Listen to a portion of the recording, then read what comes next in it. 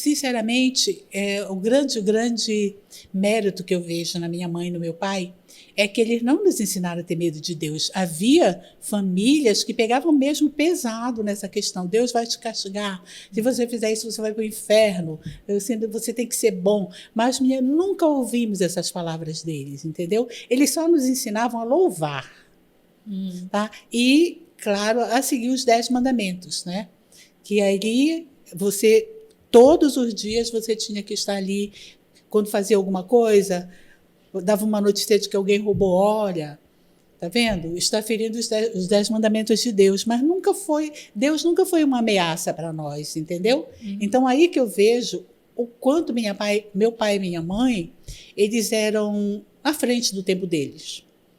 A minha mãe era muito à frente do tempo dela. Então, todas essas revoluções femininas feministas, né? Não femininas, essas relações, causas feministas que a gente vê hoje, eu olho, sabe, admirada, porque minha mãe rompeu essas coisas. A geração de mulheres da minha mãe foi que rompeu verdadeiramente com todos aqueles tabus e aquelas coisas que faziam com que as mulheres se sentissem oprimidas e fossem menores. Eu lembro com muita frequência, principalmente quando eu tenho dúvidas em relação a validade das coisas profissionais que a gente faz. Eu lembro muito da minha mãe cansada depois de um dia de trabalho, quando ela sentava 1h30, 2 da tarde, depois de dar almoço para todo mundo, que chegávamos eu e minha irmã, ou para mexer no cabelo dela, para ficar perto, por ali, conversando, ela dizia, sentava, olhava para a janela e dizia, eu vou ver aqui na frente da minha casa um carro da Luísa e um carro da Isabel. Meu Deus, a época que ela dizia isso, era tão distante isso para nós, era tão distante da nossa realidade. Então, aí que eu vejo que a questão que a mãe profetiza, né? E eu me lembro da senhora falando para mim, para o Anderson, na época o carro da moda era o Santana, aí a minha mãe falava, André, vai ter um Santana, né? Eu lembro também. Então, porque a questão da mãe profetizar, isso é uma realidade. Tá? E eu sou do reino das palavras, né? Eu sou formada em literatura. Então, a minha paixão da vida são as palavras. E eu sei que as palavras têm força, têm cor, têm sabor, têm poder. E eu aprendi isso muito cedo. E principalmente dentro da minha casa mesmo, que meu pai e minha mãe não aceitavam que se falassem palavras feias. Palavrão, então, nunca ouvi. Era puritanismo? Não era não. Era bom gosto. Era vontade de viver uma vida bonita. Não é questão de, porque era pudico. Não, era questão de querer viver uma vida bonita, apesar do contexto em que eles viviam, que nós vivíamos, né? Que era um contexto que, se você fosse analisar hoje, você ia dizer que éramos pobres. Mas nós nunca nos sentimos pobres. Nós nunca nos faltou nada. E se faltava alguma coisa, nós não sentíamos, porque nós tínhamos os 2 cuidando dos 9 igualmente. Né? Então,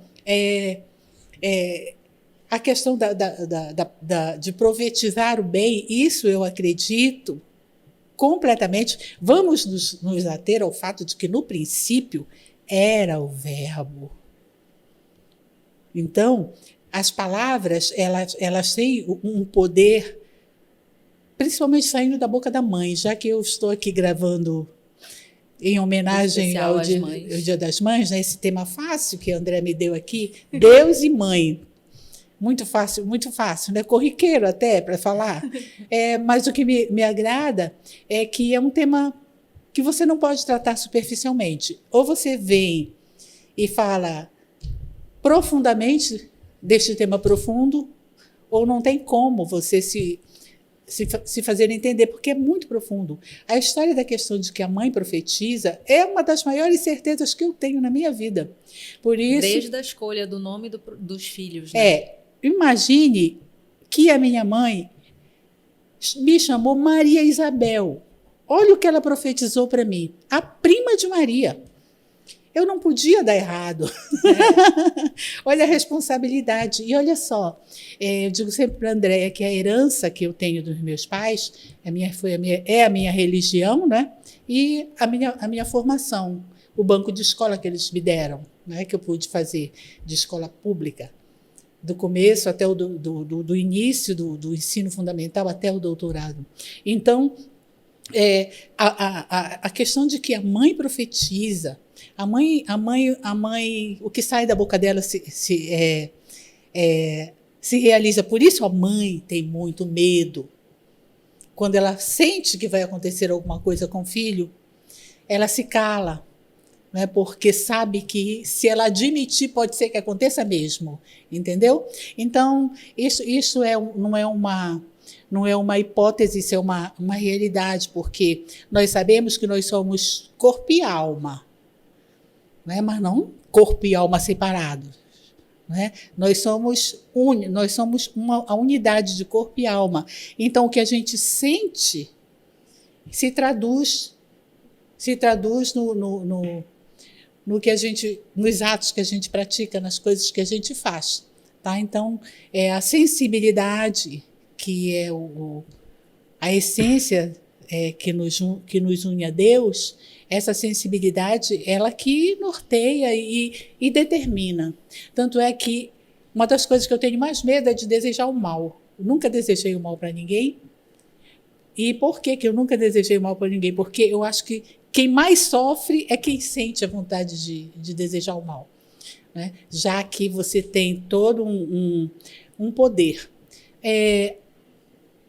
Quando a minha mãe teve as filhas mulheres, ela consagrou todas as mulheres à Nossa Senhora, todas São Maria. Então, veja só, eu estou falando de coisas que uma pessoa tão simples, tão simples, tão simples, priorizou na vida, para mim, e claro que para todos os outros meus irmãos.